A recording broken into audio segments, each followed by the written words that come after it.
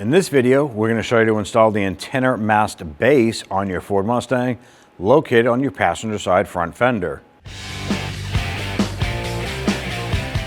Now on the base itself, underneath there are two little lock tabs here that actually help this snap into place. I'm going to use a small pick here, and it's going to go up underneath here and lift that up. You know, unhook one of those, lift that up. Just kind of clean this off a little bit, and then slide the other one down and over.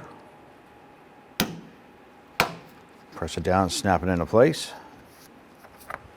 You're all set. When only the best will do, demand TRQ. The only company that lets you view before you do. TRQ is committed to offering the highest quality aftermarket auto parts that are engineered for peace of mind.